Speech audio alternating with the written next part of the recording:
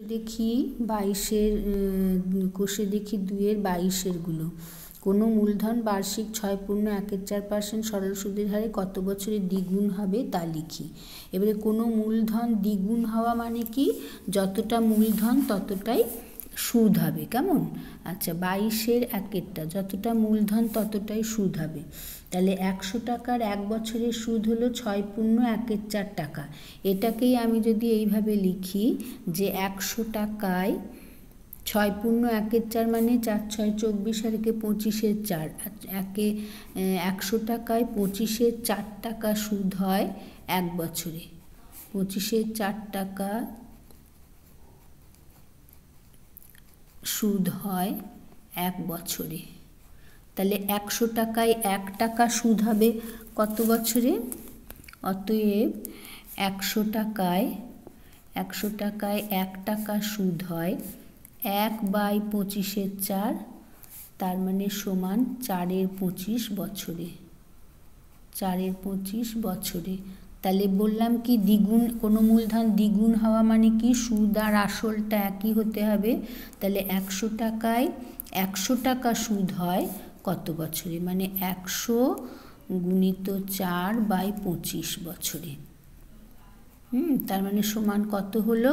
25, এটা কেটে 4 4 4-এ 16 বছরে। তাহলে উত্তর হবে 16 বছর।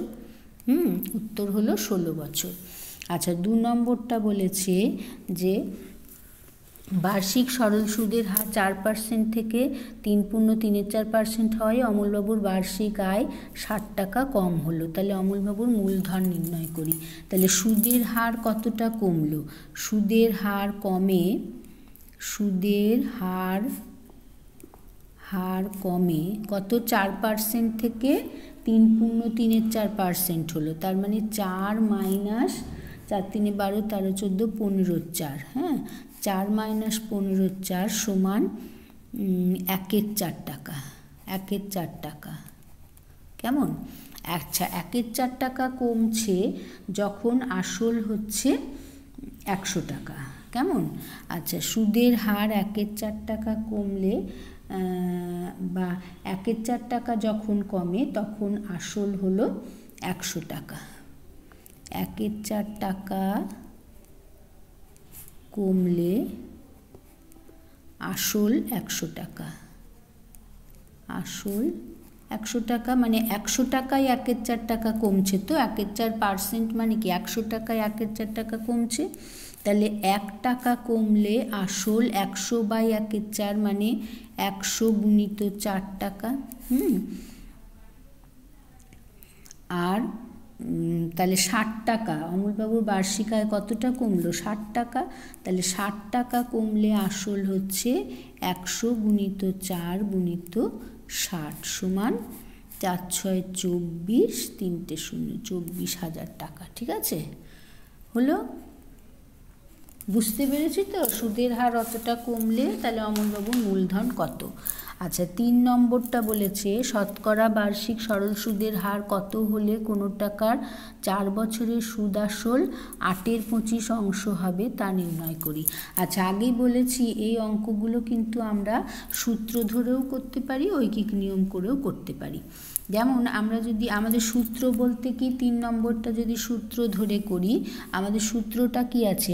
I = P/100, P/100। শুধু সূত্রটা লিখলে হবে না, এখানে কোনটা কি সেটা উল্লেখ করে দিতে হবে। হ্যাঁ, যেখানে I সমান, যেখানে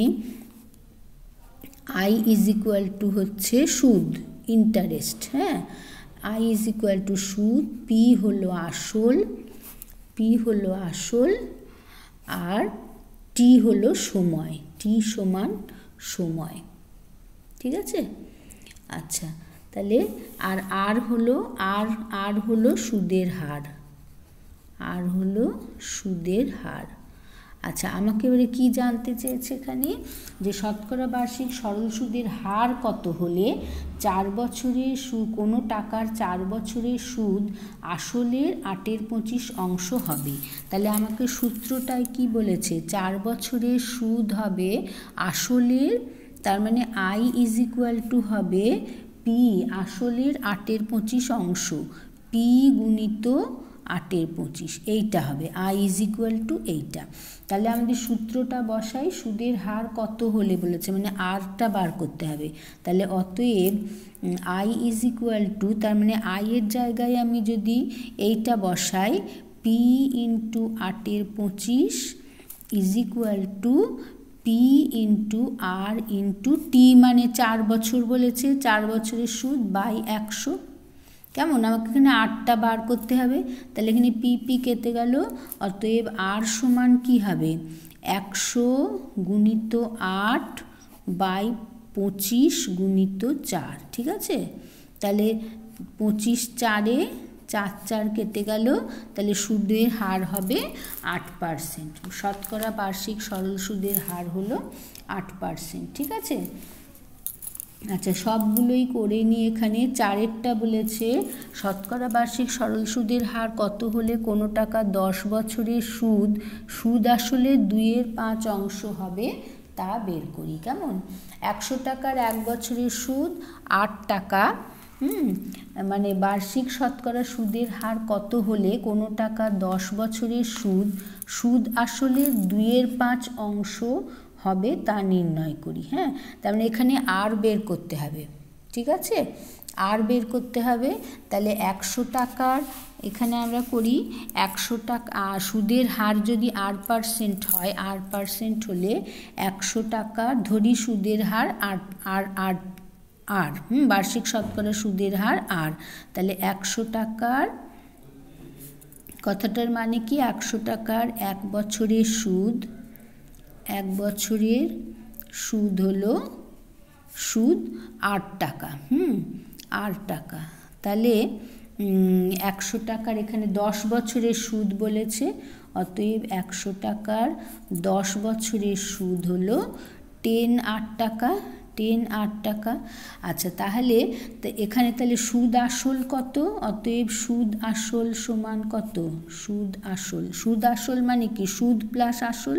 তাহলে এখানে আসল হলো 100 টাকা, 100 প্লাস 10 আর, এটা এত টাকা সুদ আসল। এবারে বলেছে যে কত হলে 10 বছরের সুদ আসলের 2/5 অংশ হবে। 10 বছরের সুদ হলো 8 টাকা, 8 টাকা। তাহলে অতএব প্রশ্নানুসারে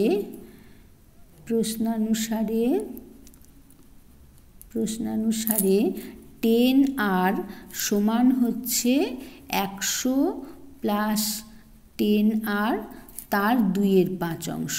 সুদ হলো গিয়ে 10 বছরের সুদ আসলে 2/5 অংশ হলো। তাহলে এখান থেকে আর বের করতে হবে,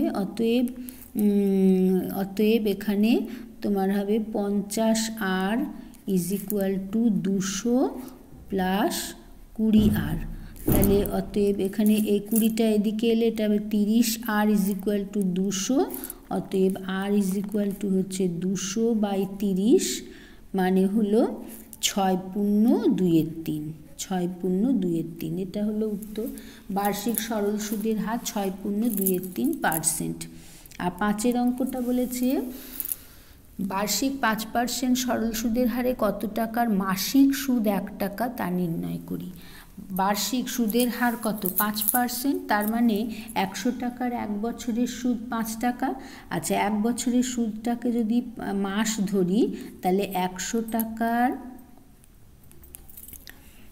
12 মাসের সুদ হলো 100 টাকার 1 বছর মানে 12 মাস, 100 টাকার 12 মাসের সুদ 5 টাকা, 12 মাসের সুদ হলো 5 টাকা। তাহলে অতএব 100 টাকার 1 মাসের সুদ কত, 1 মাসের সুদ 5/12 টাকা। আচ্ছা 5/12 টাকা বলেছে যে 5% সরল সুদের হারে কত টাকার মাসিক সুদ 1 টাকা। তাহলে 5/12 টাকার সুদ হলে আসল হলো 100 টাকা। কেমন, তাহলে এখানে আমরা দেখতে পাচ্ছি যে 5/12 টাকা সুদ হলে 1 মাসের সুদ হলো 5/12 টাকা সুদ হলে আসল হলো 100 টাকা, আসল 100 টাকা। এবারে বলেছে যে 1 টাকা মাসিক সুদ হবে 1 টাকা, অতএব 1 টাকা সুদ হলে আসল হলো 1 টাকা সুদ হলে আসল হলো 100 ভাজিত 5-এর 12, তার মানে 100 গুণিত 12-র 5, তাহলে 5 20 100, 5 20 100, 12 দুগুণে 24, 240 টাকা, 240 টাকা। ঠিক আছে, হয়ে গেল 5টা অঙ্ক, ছোট অঙ্ক। ঠিক আছে।